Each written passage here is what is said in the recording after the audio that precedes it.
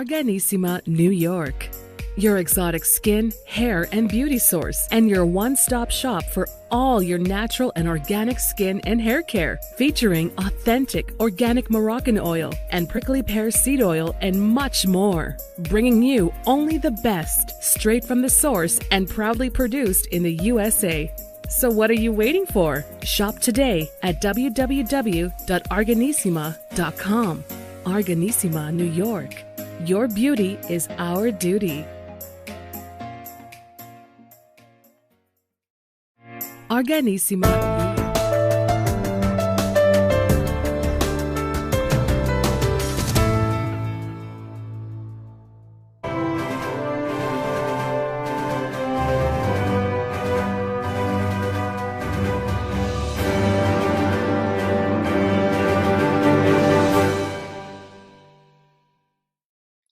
Well, welcome back to the iHealth channel, iHealth Radio, new show, new guest, new day. And in previous shows, we've had different guests and we've talked about mental health, physical health, and a lot of different things. But we focus in general about adult health and just things that are happening, how we can reinforce folks today and get them through their daily lives. But we have not really touched much on children. And anyone out there knows, and either they have kids, they know someone has kids, they have nephews, nieces, and things like that, or we can interact with kids in our daily lives in everywhere we go. And so mental health doesn't only affect the seniors and the adults and everybody else, it affects kids primarily, and we see them, and sometimes we wonder, like, what's wrong with these kids? What's going on? And even our kids, we need to know how to potentially handle some of the stuff and what drives some of the emotions and anxiety and all these things that we might notice in children. Sometimes we even think, like, what's going on with this generation? I've heard that line before. So today we're probably going to bust some of these myths and maybe get some clarity on things.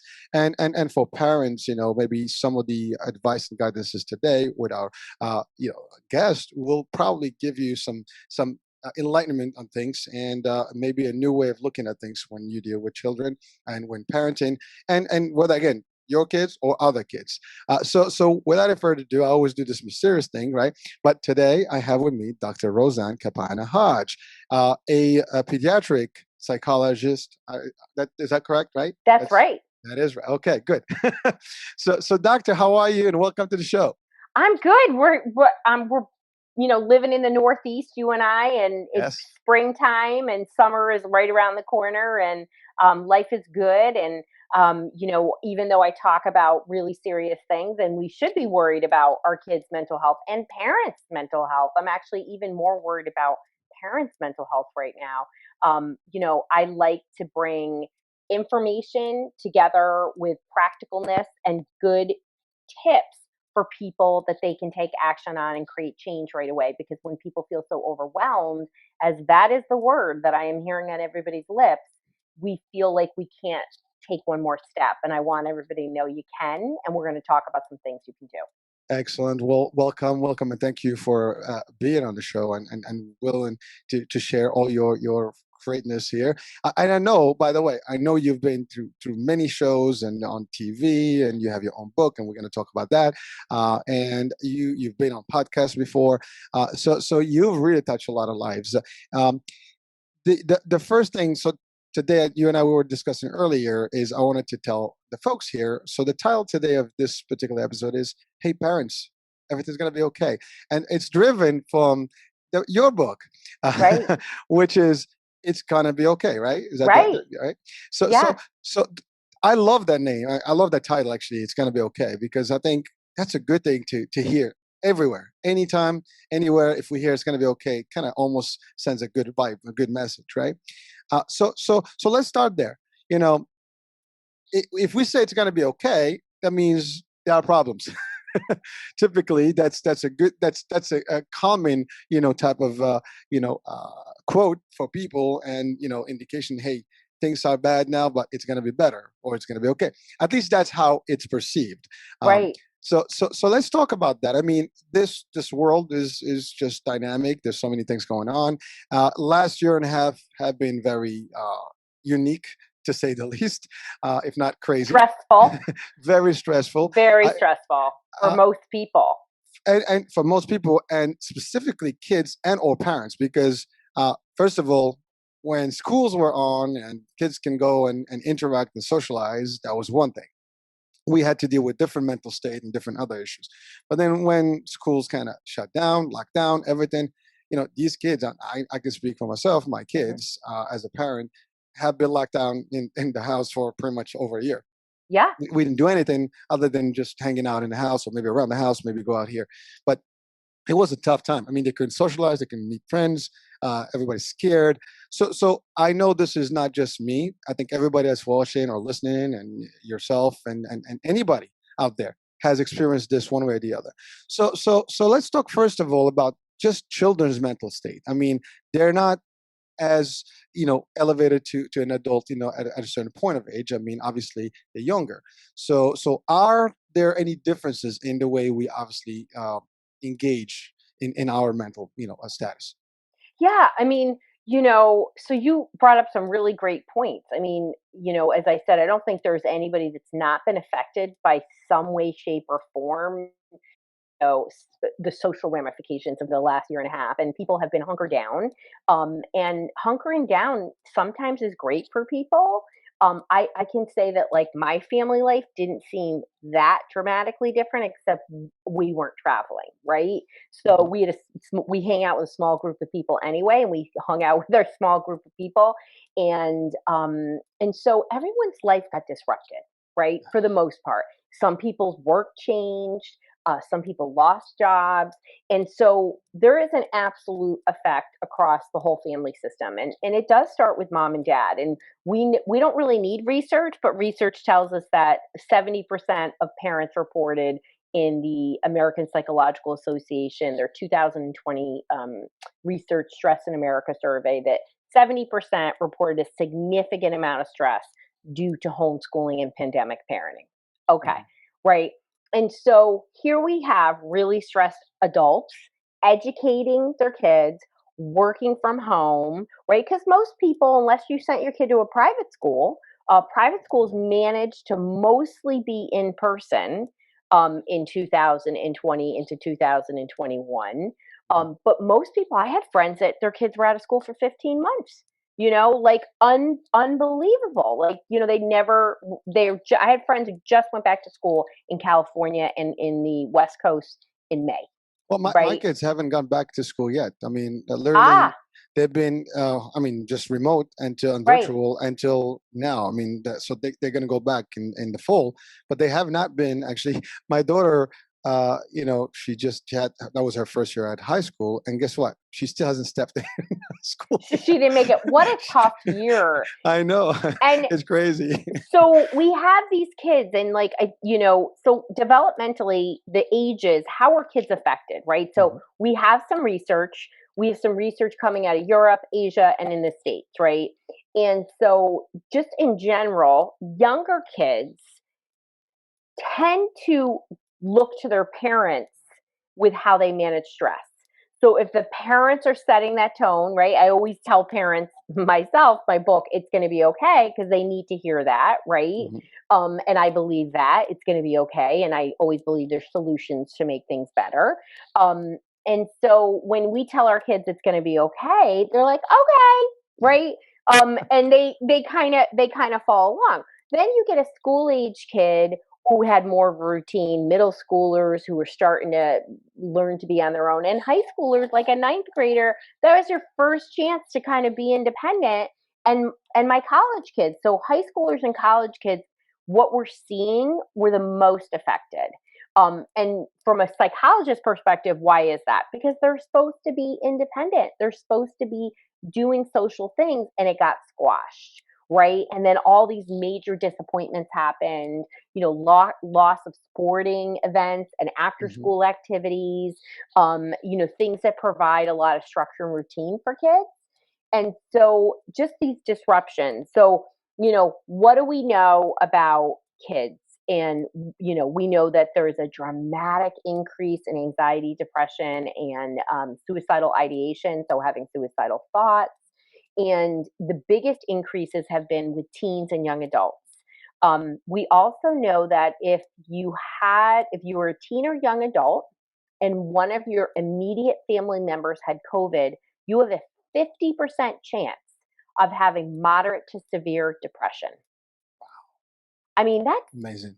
1 in 2 kids, right? That's moderate to severe. That doesn't even mean that. So we have some really impacted kids. The good news is that the younger kids, depending on the stability of mom and dad, right? And not to put this on parents, but I am, because we know our kids do something called co-regulate. So when we have our stuff together, our kids regulate based on our mood, right? So when we are, got our A game on as a parent, we're slaying stress. We're saying, hey, okay, this is stressful, but this is how I'm coping with it. We're not melting down in front of our kids. We're responding the best we can. I'm not saying perfectly, but then our kids are better able to manage their own stress. And this co-regulation, it affects all kids across all ages, but certainly our younger kids, when they are learning how to manage their stress, they're really watching mom and dad. And then, I'm a mom of a teenager, and teenagers, my gosh, you look at them the wrong way, they're going to bite your head off. So I know. I have 2 of them. right. So I like to think I'm super funny. So we do, my husband and I, we do a lot of joking, and I find that to be the best diffuser of stress. It's pretty hard. I mean, they might tell you they hate you still, but when you crack a joke or something, it's just takes that stress level down. But teenagers are going through a lot of hormone changes, and they're tense anyway. But so there's definitely been an impact, and and then in terms of schools, our teachers have been hit hard. I mean, they're very traumatized by what happened. They were ill prepared. They had no training on how to do virtual teaching and how kids learn best. And it's so different from school to school, district to district in a state. It's very different how people are teaching, and there was no uniformity. So kids will be going back. Kids that did go back, they were excited. They didn't give a crap about wearing a mask. Their parents were getting up in arms. The kids didn't care. They just wanted to be around the other kids. And they did a great job for the kids that did do it for the most part, right? But you're going to be walking in with a high level of stress. And the sad part about all this, I mean, I'm on this mission to change the way we view and treat kids' mental health. And I do all this media, just like you do this podcast, to enlighten people and to give them tools, right? Yes. And I really do believe people just don't know how to create that change within themselves.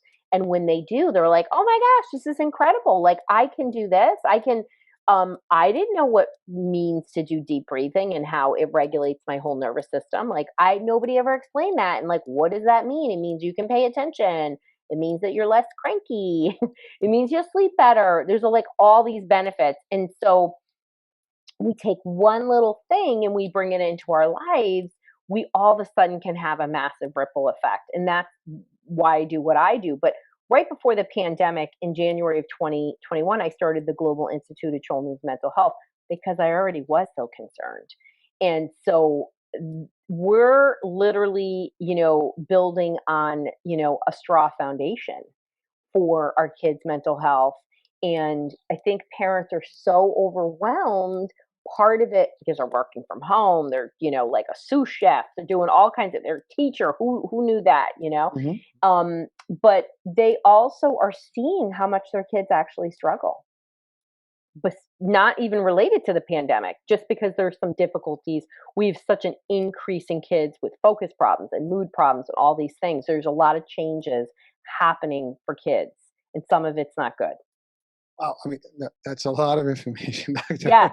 And thank you. I mean, it's an eye opener for some stuff you just mentioned. And so just to take a moment, parents obviously are at the source of a lot of this stuff. I mean, they can be a plus or minus in this case. I mean, they can really they're a mirror that is being where the kids are looking and taking whatever they're almost mimicking what these behaviors of parents would be. But I think there's another a component that maybe you can expand on if it's possible. Now, like I've experienced this with my own children. They're also reporting, and literally, as we have discussions, the anxiety and almost like being impacted with other friends who are going through things. 100%. So it's not so much, even though, like you say, we might have the A game here, but not everybody has the A game. And I think so it's a ripple effect. So the other folks now and their entourage, as virtual as they are, they still are feeding and they live. I can tell you, my kids have become, glued to their phones and their iPads and stuff throughout the pandemic because that's where friends were. As a matter of fact, this is funny. There's a new pattern with kids now, and I'm not sure if you experienced it or you heard it already, but they kind of sleep with the live feed. So actually, everybody, like, they keep talking, they crash, they wake up, everybody's still live. I discovered that. I'm like, what kind of life is that? But then I realized that's just how they're connecting, which is connecting, right? It is amazing, and I've seen that because they come, Dad, my parents, my friends, they're stressed, the anxiety, depression, and it's kind of like almost contagious, just as bad as the pandemic. Yeah. And maybe even more, because I mean, mentally, if that affects you, to your point, you mentioned suicide, you mentioned other things. Yeah. I mean, that is not something that we can take lightly, right? So is there any, I guess it's just the same factor. It depends on what family and how they handle it and so on and so forth. And then that just kind of affects that particular. Yeah. Well, I mean, I talked about co-regulation, right? So we regulate, our kids learn to regulate based on how we're regulating, right? So like if you come home and you're super tense, right? You're likely to create tension at home. And it's not to say, I don't want to make parents feel bad. Like I come home and I'm like, I had a really bad day. We do every now and then. And I'm like, what does that mean? And my kids will be like, it means that we shouldn't bug you. And I'm like, yes, exactly, right? Like I have these conversations literally like this with my kids. Like they get it, and they'll say something to me like, "I'm really tired today. Whatever. Can I like do this in the morning instead of that?" And I'm like, "Sure, you asked so appropriately, of course." Like I want them to realize that they have to figure things out. So, but people, you also co-regulate who's around you. Like if everybody thinks about like their job and that one toxic person at the job, right? And you're like, oh, and the meeting is completely different. It alters your behavior. You feel stressed around them. And like right before we got on this, I'm going to some place and we're all talking about renting a big house instead of going to a hotel. And I was like, great, great, great. And then all of a sudden they're like, oh, I already said I was going to share a room with this person. Well, that person, I see her on Zoom in our meetings. She's stressed out all the time. I'm like, I cannot be in a house with her because literally the stress drips off of her, right? And what you're talking about with these teens, not everybody's going to have their stuff together. We're already seeing a dramatic uptick in behaviors, violent behaviors, aggressive behaviors of adults, right? So we have to think about, I wish, my dream is that, we would be really proactive when we went back to school. It's not going to happen because school systems are never proactive. I've worked in them before. I've been a consultant. I still consult for schools. And, my dream is that we would do mindfulness and meditation 15 to 20 minutes every day in every classroom across America. And why does that matter, people? Because when you calm that nervous system down and you take it out of a hyper stress state, which when you're in a hyper stress state, it means that you're more reactive to things. You can't listen. Your attention's not going to be the same. Just a lot of negative things. But when we bring you down into this relaxed parasympathetic state, I always call it the hot tub state, because when you go in a hot tub, you go into that really relaxed state, right? Nice. Nice. And nobody can be cranky after a hot tub. You know what I'm saying? You can't, right? And even the word hot tub makes you think, oh yeah, that's like you just said, nice, right? So if we got our kids to regulate every day and we taught them to regulate their nervous system, we're going to see a lot less kids that are stressed. I mean, Colorado declared a mental health state of emergency with their youth last week, I believe. So, I mean, we this is very, very serious. I mean, Las Vegas, Clark County brought their kids back during the fall of 2020 because they had over 3,000 reports of kids reporting suicidal ideation, and I believe there were actually 18 suicides. So they were like, we have to put the mental health before physical health. We have to bring kids back at least hybrid. And that's what they did, which, like, kudos to them, right? Because other districts were like, forget about it. But they're the fifth largest in the United States. And they realized we're going to not be able to handle this. Plus, we're losing our youth. So, yes, who your kids are hanging out with, right? That doesn't mean your kid shouldn't love up somebody who's depressed or struggling or any of those things. But it means invite the conversation, have conversation. Like, we've got to talk to our kids about mental health, and not like, oh, is Becky depressed? No, you don't, like, I see Becky is having a hard time. How do you support her? Is there anything, like, here are some ways that I do things. Like, have you thought about, like, having Becky come over for dinner, or like, why don't you guys take a virtual yoga class, whatever. I mean,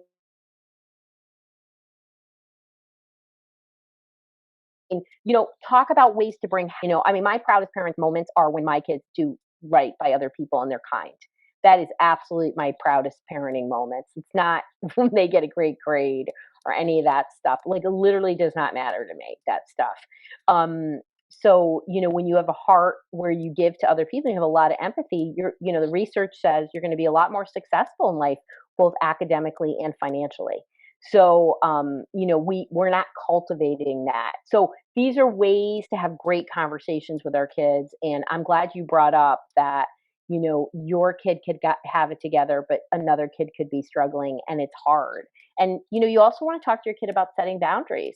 Like, they don't have to be a therapist to a kid, and you can say to your kid, listen, you can be kind to people, and you can set boundaries like, hey, listen, hey, Becky, I know you're depressed, and I am here for you, but I am not going to sit on the phone with you for 30 minutes and hear about how you wish you were going to kill yourself. What I'm going to do is I want to talk to you about getting some help, because some kids, they're absorbers, and it's scary, and they shouldn't be therapizing other kids, right? They can be friends, but they also, you need to give them the verbiage and the language to help set boundaries, because adults don't know how to set boundaries.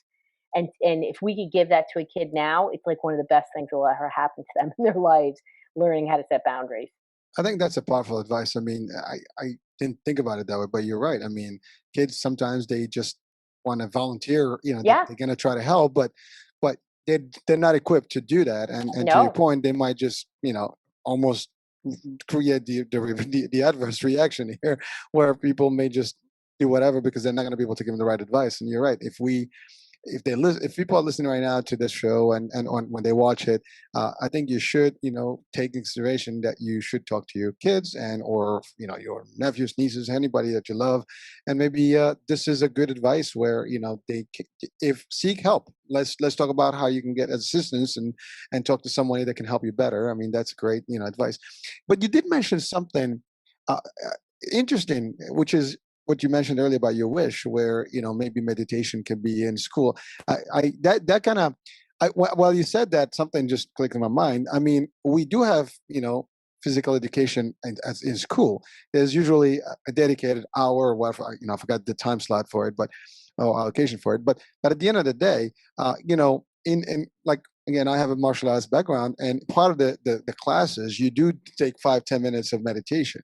Now, maybe that's the way to do it. They may not want to add it to the curriculum, but they might just be able to add it to their, you can play hoops, but you can also do, a few minutes of just, USA calm down moment, that can help too. Again, I just something that clicked on my mind when you said that, because I think it can be done. Fantastic. I think it could be done, but I think that people have no idea how bad it's going to be when we get back in. We're already in a shortage of mental health professionals. And these schools are going to be, losing teachers, and, 3 million women left the workforce in the pandemic. 3 million women in the United States, right? Because they had to take care of their kids, or didn't want to deal with what was going on. So we have to address mental health proactively. We keep trying to address it reactively. And again, before the pandemic, 1 in 2 children in the United States, 54.2, have a physical or a mental health problem. I mean, that's alarming. 1 in 2 kids have a physical or mental health problem. I mean, the rates of down with anxiety and depression, the average age of onset for anxiety disorder in America is age 6, right? Why is that? Because people are so, I mean, this is my 30th year in mental health, and people have no coping skills. They don't know how to manage stress. They do not like feeling uncomfortable. They don't like feeling grief, right? They don't like feeling sad, anger. They don't like that feeling. And so they want to disassociate, get away from it. It's also why 1 in 6 adults prior to the pandemic is on a psychiatric medication. I mean, 1 in 6 adults is on a psychiatric medication. I mean, this is like extreme, right? Of what's happening. Those statistics are like, I'm just blown away, right? I'm like, I don't even know what to say. I mean, yeah, like you would not even, fathom those statistics, but they're real. I mean, you're in the business. right. You see them, you read them. There's research, there's articles. Those are like some serious, rates here. I mean, it's the rates of suicide before the pandemic and the 10 years before went up 56% for kids 10 to 17. I mean, I don't even know what it is now. I mean, we don't exactly have the rates. We know they're increasing. We have information. The long-term ramifications are very serious. And these kids, right, with their stressed out parents are walking wounded, right? Like we always think when somebody has anxiety or depression or OCD or suicidal thoughts, we think that we can see them, that they're easy to spot. They're not. You know what I mean? Like most people I know that I've worked with that have attempted suicide, yeah, there's some characteristics, there's some things, not characteristics, there's some red flags, right? Mm-hmm. Like a recent breakup is one of the biggest causes of suicide, particularly with teens. Another friend killing themselves, or a well-known person in a community or on TV killing themselves causes an uptick in suicide. But most people with mental health issues, right? The 1 in 6 on medications, they're going to work. They're at school. They're in relationships. Maybe not great, maybe fantastic. Sometimes, my most depressed or anxious kids are straight A students. I mean, honestly, the majority of kids I work with are good students, and they're struggling so hard with mental health for a lot of reasons. We always want to think it's like a bad family life, but kids are changing, genetics are changing, and kids are just really not adept at managing stress for so many reasons. But some of it is because parents want to bubble wrap their kids, and they don't want them to, experience anything bad. So that's actually, I was going to ask. Well, there's two key questions I want to ask based on some of the elements you discussed here that were mentioned. One is, I know you mentioned depression, anxiety. I mean, can you just give us just a brief definition of the two, because it seems that they're two unique I guess prospects. They're different. Yeah, they're not the same. Yeah, and I'm going to actually toss in stress in there, right? Okay, so because stress perfect. is important in there. So yes. Stress is a normal reaction to something that happens, right? You drop a stapler on your foot, right? Mm-hmm. You got a C when you were hoping to get an A, right? Or whatever it is. Your wife yells at you. Those are normal, everyday kind of stressors, and our autonomic nervous system regulates our stress response. So that's that. Stress response is sympathetic dominant. Relaxed hot tub is parasympathetic. So my wife yells at me, and then I have a normal, healthy response system. It comes back down. So what is happening, and what has happened in 2020 into 21, is we're just getting hammered, and our stress response is we're getting activated all the time. And so when we think about anxiety, right, Anxiety can come from many reasons. There can be a genetic component, which most people think it's always that way. I'm going to tell you that's the least common way. It has a lot to do with chronic long-term stress, inflammation in the body, and other sources that are impacting our nervous system and causing it to get agitated. Even infectious diseases are massively in the rise. We're in the Northeast. Lyme disease and tick-borne illness is as common as anything, right? Everybody in the Northeast knows and loves somebody with serious Lyme disease, chronic Lyme disease. So what happens is you move from this chronic stress state to anxiety. Now, anxiety can also result because you've had a really awful situation that's really dragging you down. Like, we can't, in our world, it's called situational stressors. You have a divorce, your kid got bullied. Like, there's just so many things. And so then and what's the difference between stress and anxiety is interfering with your life. Like, it doesn't go back down. It's something that's a constant. And in some way, whether it's physical, your sleep, or your stomach, you can't hold food down, or it's your job, or it's learning. There's something that's in some way it significantly impacts you. Then you have depression. And depression is really about struggling with mood. And we often think of the person who's low and withdrawn and can't get out of bed. And yes, that's one type of depression. But there's also depression where people are agitated and angry and, viperish, as I like to call it, really struggle with that mood impulse control component of it. And then there's sort of in betweens where people can cycle between the two. And this, just like anxiety, it has to interfere with your life, right? And anxiety is now the number one mental health condition in America. It used to be depression for a long time, but anxiety has risen to the top because we are an anxious world. We are an anxious society. We absolutely are. So hopefully that answers your question about what is stress, what is anxiety, what is depression, and in all of these things, nobody ever regrets getting help. They only regret when they don't. So don't wait for it to be so awful that you can't get out of your bed. Well, I mean, listen, first of all, thank you. I mean, I think that was very clear. I mean, these are three distinct, type of diagnoses, and definitely we need to understand the difference. And the unique part is that you mentioned that anxiety now is the number one. I mean, I didn't think that would be the case, but amazing. And the other part is that you're right. You mentioned earlier about getting assistance and help, but he also stated earlier that there are less, there's a shortage of specialists. Yes. And I think, I mean, luckily we have the internet now, and the virtual world has expanded. I think now maybe the access will be easier. I mean, you are accessible right now. I mean, anyone can literally reach out to you. I have clients in Hong Kong and in the Middle East right now. There you go. So.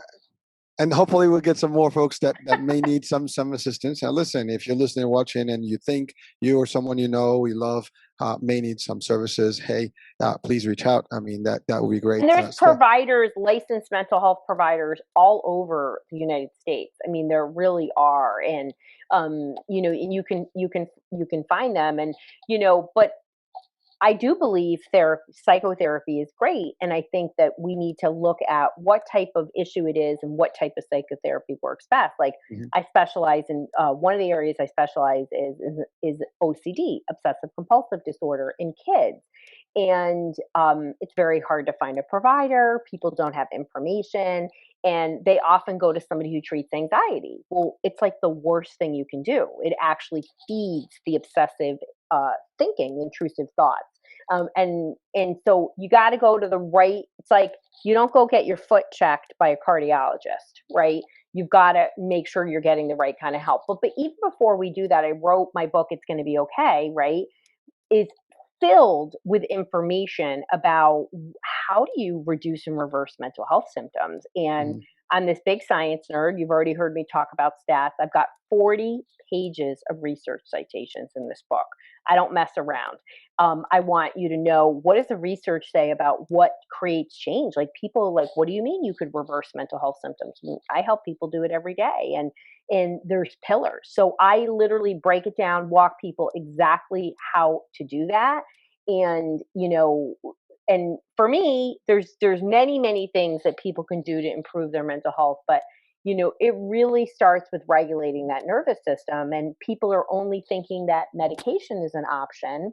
I'm not opposed to medication. I'm absolutely 100% opposed that this is the first line of defense with all mental health, but particularly with kids. I mean, we should never be like, oh, you're struggling with focus. Here's this pill. That's the craziest thing in the whole world. And somehow people think it's safe. These drugs are absolutely toxic. There is not one medication that is not toxic. So I want people to look at what the research says and to create change. And a lot of these things, like I talked about, are little hacks, little things that you can do if you do them consistently, right?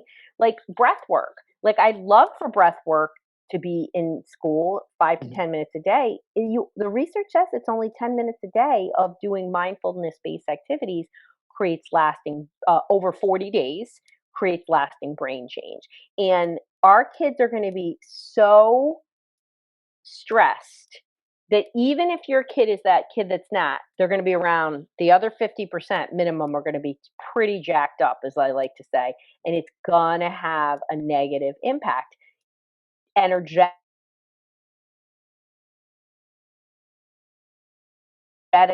being around these kids behaviorally.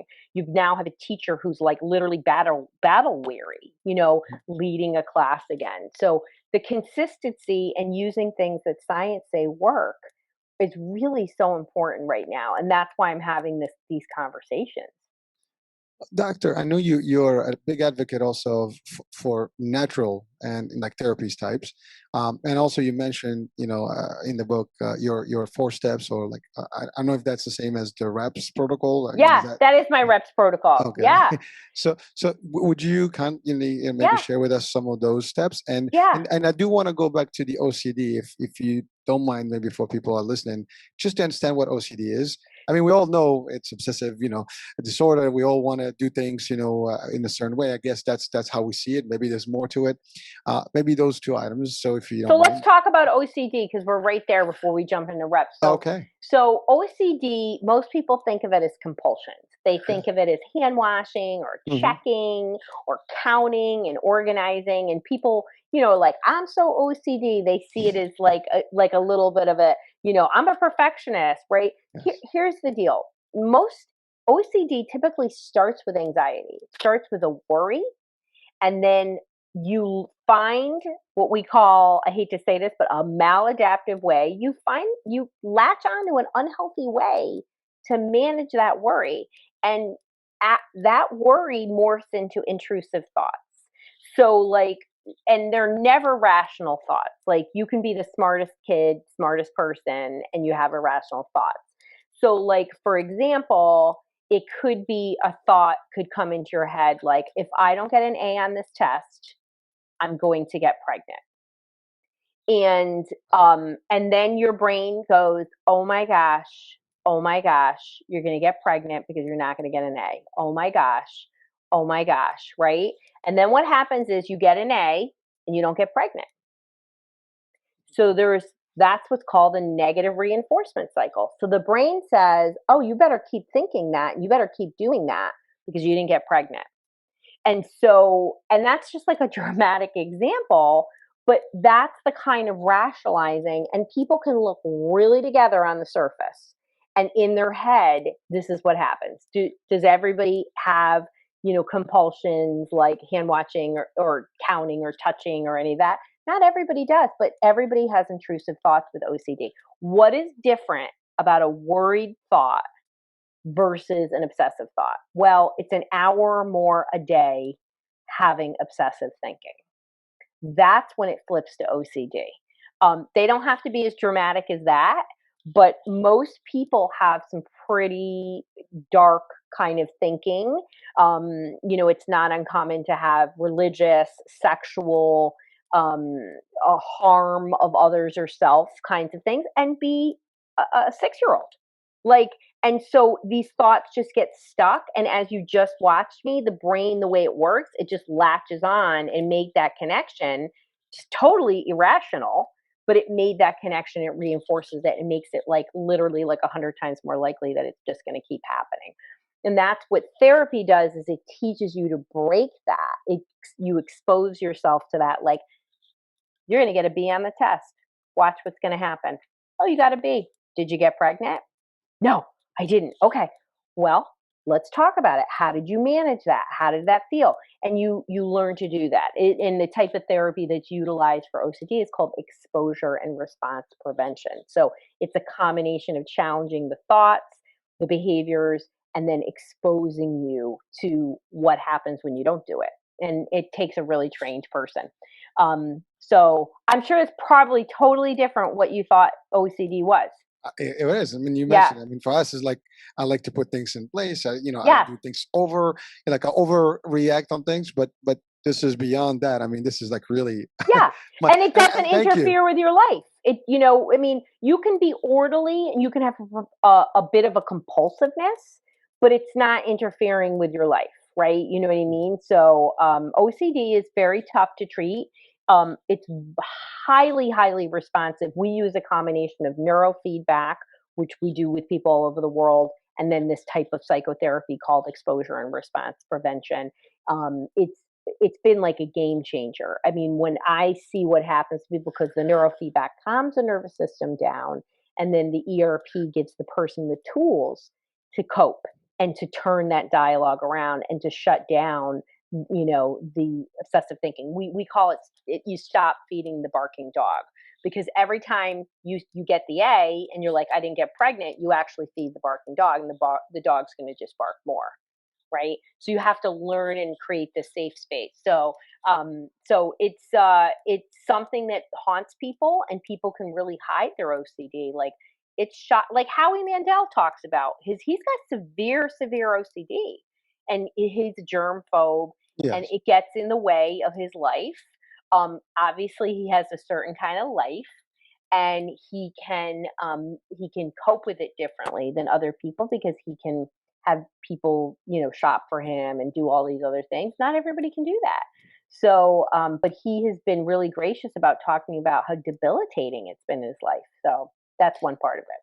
Well, that leads right into the coping piece, right? Yeah. And then your steps. I mean, I think those are the tools that you utilize, or at least you share with people as guides to help them, parents or young or youth, I guess. Yeah. So I use something called the REPS protocol, and I don't just use it with kids and adults. I actually use it with companies, and I teach people these 4 simple steps to really squashing stress. And learning how to cope, right? And again, why do we want to cope? Because life is always going to be full of stressors, and you need to have resilience. You need that grit. Otherwise, everything is going to irritate you. So it doesn't mean you ignore things. It means you address it appropriately. You take the time and you address it. So my REPS protocol, I'll say what it is, and then we'll go into it. R is for respirate or breathe. E is for envision, which is visualizing. P is for positivity, and S is for stress management. And so for me, everything starts with breath, and you've got to get your breath regulated so that your nervous system isn't reacting to everything, because once your nervous system is hijacked, so is your thinking. You're not a good employee. You're not Panic a good mode. Right. You're in a panic mode. You're in fight, flight, or freeze when you're super activated. And everyone is talking about brain fog and low motivation. It's because of stress, people. And so when we breathe, there's all types of great breath. You are a martial arts person, so you probably have a specific type of breath. And there's no bad breath. It just needs to be a belly breath. So I like a breath called the 4-7-8. So you go in for 4 through the nose, you fill up your belly like a balloon, you hold for 7, and then you go out for 8. And you do that 3 times in a row, minimum 3 times a day. And you're literally teaching your nervous system to just relax. And when you do, it's like when you wake up in the middle of the night and your brain is racing. I mean, that's what happens to me, right? Because I have lots of ideas percolating. I'm like, don't do anything, breathe. Well, it's funny because we do tell, I mean, it's a joke. We say, hey, take a deep breath. Yes. I mean, it's Yeah, amazing how that is a it's practice that true. we say all the time, but we Yeah. don't pay mind to it. And it's really the quickest way that you can hack into your nervous system and get it to calm down. It really is the quickest physiological way to do that. I mean, it's that powerful. So then, what do successful people do, right? They visualize, they talk positive to themselves. There isn't an athlete in the world that doesn't use visualization with positive talk. So that's that. E is for envisioning and P is for positivity. When we feel stressed, when we're having a hard time, or maybe you've been raised with some really negative people, we have a propensity to catastrophize. We have a propensity to say, I'm not going to get a B on that test. Like they're never going to pick me for that job, and we have to take lessons from our leaders, from our athletes. They don't go up to bat or, toss the ball and say, I'm never making I'm never making this ball. Like it's never getting in the net. It's just not happening. They're like, I'm getting in this net and I'm going to get in the net like 3 times tonight. So your brain will believe anything you tell it, anything. I call it Okay. me, myself, and I relationship. Right? I know. Oh my God. It's so true. And so tell it good things, but also practice visualizing. So in a time when everybody's so stressed and really, really struggling, these are little steps, but you have to put them together and you have to do them. Right. And I often say, like, it's like that treadmill that you have in your bedroom. Are you using it as a clothing rack, or are you getting your tuchus on there? Right. And so it's the same thing with the reps. And the S is stress management. You've got to do these things and you've got to pick something. And you've got to do it at least 10 minutes a day. So, everyone always thinks that you got to do 30 minutes or an hour. It's great. It's great if you can do that, right? When I get done with this, I'm going to go take a bath, right? So, but that 10 minutes is really that bar. And what can that be? It can be meditation, it can be yoga, it can be prayer, it can be positive affirmations, it could be biofeedback, it could be neurofeedback. There's a lot of other things. I dive into all these things in my book. It's going to be okay. But I want people to know that I love the reps protocol. Why I did it is they put it together because this is all free stuff. This is not, there's no barrier. There's no age barrier. There's no income barrier. It's you. You just need to actually do it.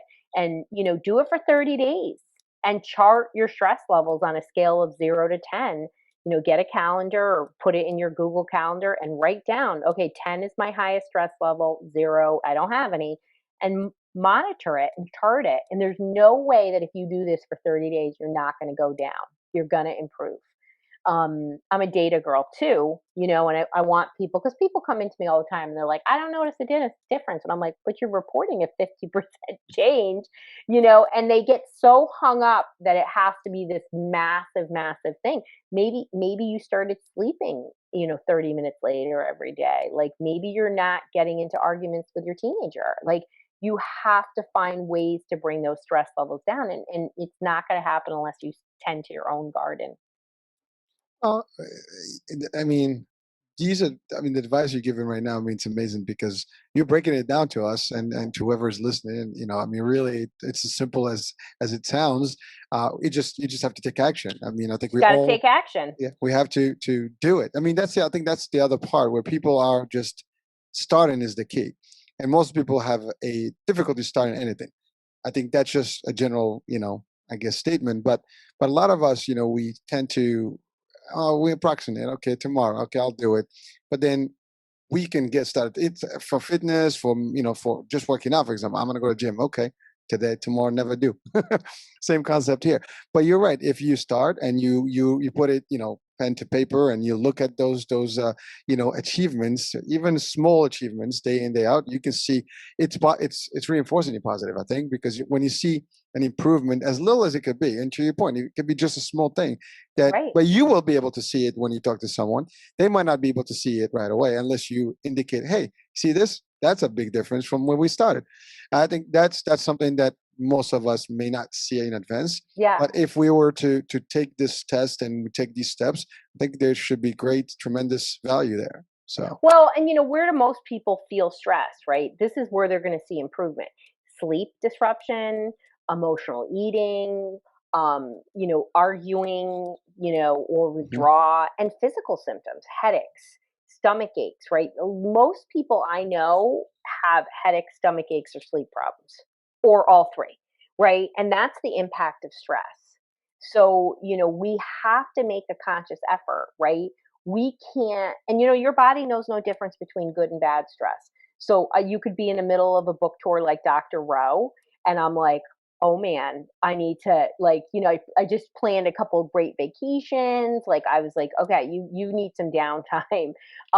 You have to, you can't run on empty, and we're a society where we run on empty, and boy, did we not fill our cup up in 2020 and 2021. Like, it's been rough. It's been hard. Nobody denies that.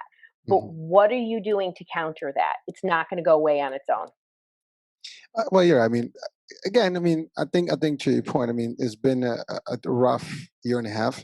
A lot of people did not cope well with it, and some did. Some, took the time to write, to do new things, to discover a few things.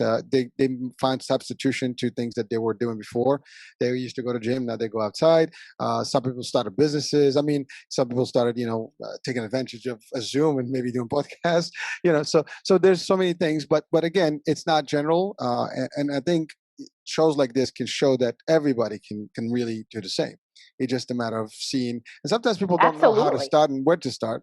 Maybe these are real good ways of sharing with people. Hey, Really do simple. this. Yeah, Yeah. yeah. I don't think, just like you said, I didn't know when everyone said, take a breath.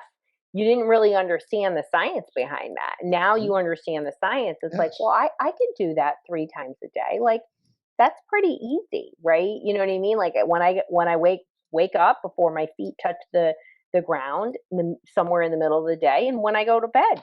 Like, it's not that hard. Anybody can do it. And I started teaching my kids these things when they were babies, and I love to see them doing it now. Like today, my son is a gagger, and he can throw up really easily, and he went to the dentist. And I watched him. I said, "Do you need me to go with you when they're doing the x-rays?" And he was like, "No." He stopped. I could see him do a breath, and he went, and he didn't throw up. Well, it's funny because you know for shows and even with this, sometimes when I do presentations and trainings, you do feel a little bit of an anxiety before you get started. You get that little, kind of not Fuzzy. exactly, but that's exactly what I do. All right, I got this, and I do it, and that's it. And then once you start talking, it's over. but Right. but really, it starts with that. I mean, again, you are almost like things that we do. Sometimes we don't even realize what the science or the Right. facts behind them. But it's amazing. A lot of people may probably like, I do that stuff already, but you're But you not have applying to it correct. be intentful Yes. about it, Yes. right? So, like, you do that, but you have to bring into the conscious awareness, and you have to just incorporate it in your practice, like, just like brushing your teeth, right? Like, we're all brushing our teeth because we don't want to have terrible breath, and we certainly don't want to have cavities. Mhm. We need to add this as a protective component too, and maybe you're really struggling. Like, again, 1 in 6 people are on a psychiatric medication. Well, I want you to do 30 minutes a day of something. Like, you're going to have to step it up. You have clinical levels, and maybe that 30 minutes is 10 minutes 3 times a day, but it's in your power. You don't have to give your power away, and you should still see your therapist, but I want you to know there's more things you can do, and you are in charge of that. Instead of being overwhelmed by it, you should be excited. There's truly so much science behind these natural therapies, and we're just not having that dialogue about using them for many reasons, but this is why we are having it. Well, again, and then I appreciate every minute of this show here and all the advice because I think many people can use and really take advantage of. Again, it's free advice and it's easy stuff that you can do. You don't have to buy any of this. I mean, we would like them to actually buy the book and maybe get the information, in depth. But Right. the idea is really Just to it's start, you know what I exactly, mean? yeah. Exactly. Hopefully this is inspiring you, this little Oh action. yes. Like, what else? What else can I do? Let me get Dr. Rowe's book. I wrote my book. It really is my 30 years worth of work, and people pay a lot of money to work with me. It's in this book, and I want people to take it, use it. I want them to, if you're a grandma and you're worried about your grandbaby, get it for your son and your daughter-in-law, whoever. This is a resource that should be shared for people because it's an eye opener, and it gives the power back to the patient and the person who's, whether it's a parent or yourself, it gives it back to you, and it gives you literally the secrets on how to unlock mental health. Well, definitely, and we will. By the way, I will have the description of the link to the book and all the information, so people can certainly seek it. And is it available online? They can download it. It's on Amazon. You can go to itsgonnabeokay.com, or you can just go to Amazon and search "It's Gonna Be Okay." So it will be on the description. So folks, don't worry, you can have access to it quickly. But so doctor, I do want to go back to, and I know we have a few minutes left, but one of the items you mentioned earlier where, you mentioned about kids from the age of 6 and up and seeing a high, rated of all these stuff, anxieties and problems, right? But and you said it's probably because of what you mentioned, something about bubble and bubble wrapping the kids when they're young. That's not something that existed before. And I personally, I mean, I do consider myself a little old school. I grew up in a world where it was different for us as children. Yeah. I mean, it was a little stricter. There's more punishment. I got a little. Every now and then I got a little. We're gonna keep it at that. If I wasn't right. But right. but it was a different world, and I think last couple decades, I mean, it's changed. You cannot talk about this way to the kids. You cannot do this to the kids. You cannot do. And I think that may have changed the way it is. So people, and to your point, people are like getting, my kids, I don't want them to feel pain. They don't allow them to actually really to feel the real thing and fail. Exactly. And so therefore they kind of cover it until they get to a point where, or sometimes when they display some behavior, there's no ramifications to it. And I think that's the other part. Again, that's just my opinion. But what do you say to that? I mean, is there any social change that made that happen? Because it wasn't before. I mean, anybody that was born in the 60s, 70s, even 80s and beyond, before that would not even have a challenge like that. Kids grew up and they grew up, with less problems. I mean, kids are not as independent today. We think they are because they're getting these grades, right? Like here's the big cultural shift that has happened, particularly in the last 15 years.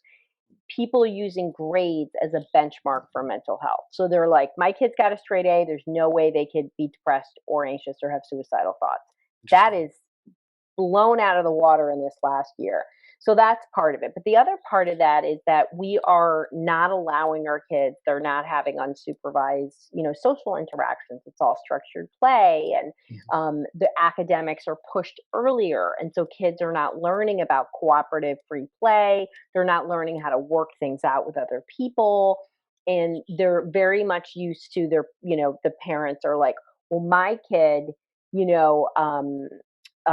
needs to have this. My kid can't get upset about this. Oh, honey, and so, little life lessons teach you about how to deal with the big stuff. And so our kids are not getting experiences that show them, what does it mean when you are upset?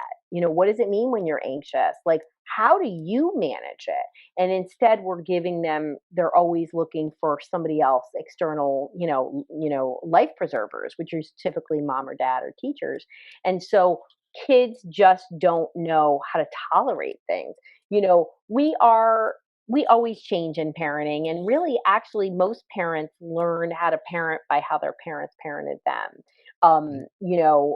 How do it, we know that authoritative parents that are balancing discipline with positivity is the most successful type of kids. Authoritarian, really strict punishment, corporal punishment is associated with much higher rate of behavioral and psychological issues. So that's across, that was from the 60s. So that, kids that get, smacked are not as likely to do well in life. Kids that are disciplined and actually get in trouble and learn, right? Discipline is about teaching. It's not about punishment. but we're not giving our kids a chance to really do things. Like I remember like being in the park and my kid would fall and like these parents would run over and I'd be like, he's not crying. Let him be. And I remember this dad being like, what? Really? What?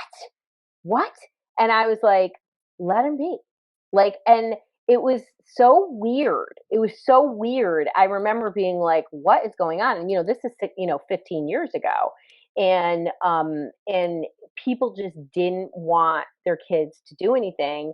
And, another thing, my 4-year-old like came out of my 10-year-old when he was 4, he came out of the world like a 50-year-old, right? Like he's the kind of kid that was like, Mom, don't forget to pack my lunch.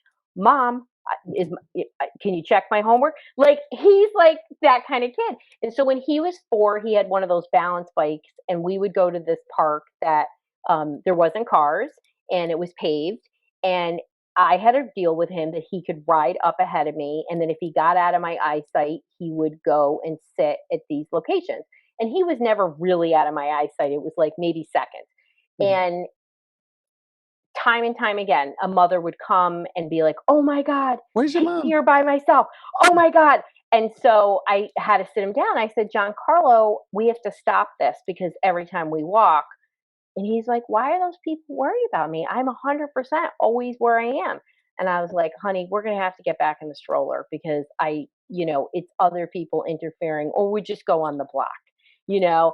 And I remember thinking when I was a kid, hello, I was 4 years old. I was off with a pack of middle schoolers and running around in the woods. You know what I mean? Did So, those and we're okay. totally My fine. brother and sister were with me.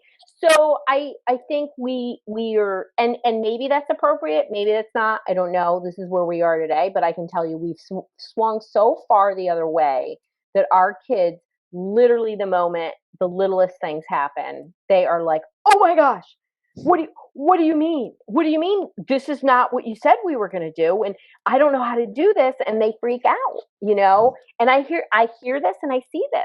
I up until 2 years ago, I was doing a lot of in-person school observations, and I still talk to a lot of teachers, and this is one of the biggest things. They don't know how to handle their inability to cope. The good news is we can teach those skills, we can model those skills for our kids, and we can shift our language so that kids can gain coping skills.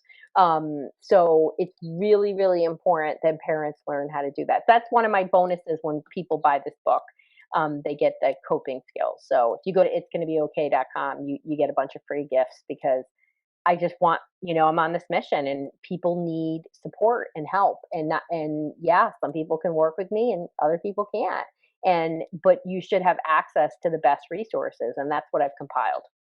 Well, doctor, I can tell you. I mean, I do want to ask a lot of questions, and I know we're coming out to the end of the show right now. So it's first of all, this hour is so rich with valuable information, and I mean, really simple concepts that are effective, that have been used and utilized effectively in the real world by you and with real cases. So you can't get better than something that's been already tested and tested and tested and successful in times. So listen, I mean, I don't want to keep you any longer on the call here, but I do want one thing from you, maybe just a piece of advice, that we can close the show with, to the folks listening and watching. What would that be? Just one I would advice. say if you feel overwhelmed or you're feeling stressed, everyone's feeling stressed. I don't even care if you're not feeling stressed. I do this every day for myself, regardless of what's going on. Start with something. And for me, it's breath work. And just, you can go to my YouTube channel. I have a 478 breath there. And you just need to breathe and practice it and get your nervous system regulated. You're going to be a much better human being for yourself, but for the people around you. And maybe you need something else. That's okay too. You just have to actually do it and think about success in little bites. Don't think about this dramatic overnight change. But when we start doing these changes, it's pretty exciting because you then go, well, what else can I do? What else can I do? What else can I do? So, yes, these are hard times. but you have the power to help yourself, and you are in control of what you're thinking. And that means you can put a lot of good stuff in there and do a lot of good stuff for you and all the people around you. Well, doctor, with those words of wisdom, I want to thank you on behalf of the channel, myself, and all our viewers and listeners. This has been tremendous, value today, and thank you so much, folks. If you're watching and when you watch the show or listen on the radio, this has been a great hour with Dr. Roseann Capanna-Hodge. Check her book. It's gonna be okay. The link will be in the description. From me, Hurricane H here. Thank you for watching and listening on the radio. We'll talk soon. Different show, different guest, and different topic. Ciao, ciao. Bye bye.